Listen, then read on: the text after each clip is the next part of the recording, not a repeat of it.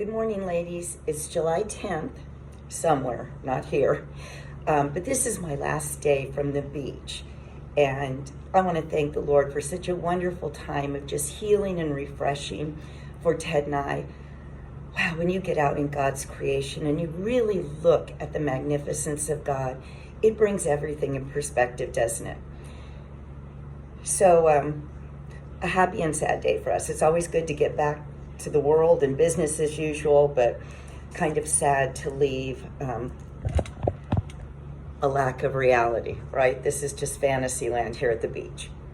All right, Psalm 10. Psalm 10, David talks about a person who's removed from God. And when we see ourselves or somebody else removed from God, we ask, where does it start?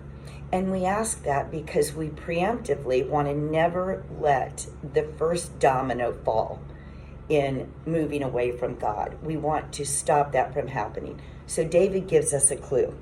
In verse number 4 of Psalm 10, it says, in their thoughts, there is no room for God.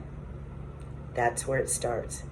It's that easy. It's that simple to start incrementally moving away from God. And it starts in our thought life. It starts when other thoughts begin to encroach upon time we would have thought about God. Maybe we pray a little bit less and we worry a little bit more. Maybe we read the Bible a little less and we talk to others a little bit more.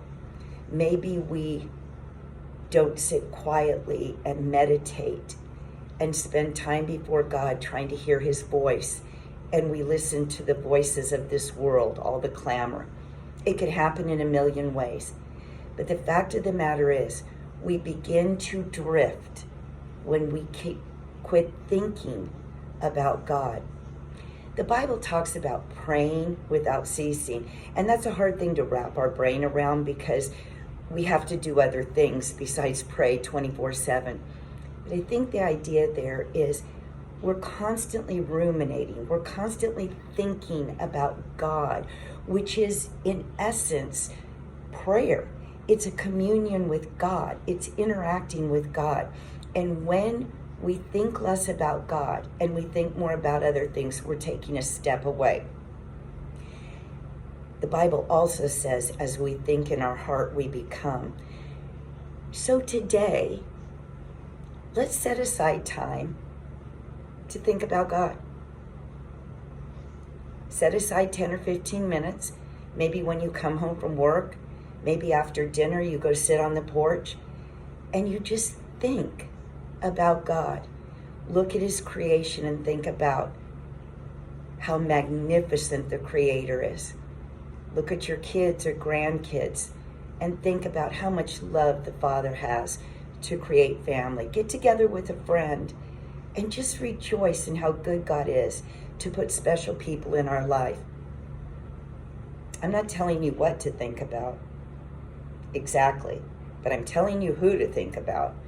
Think about God today as often as you can. The moment you quit thinking about anything else, think about God. And have a blessed day.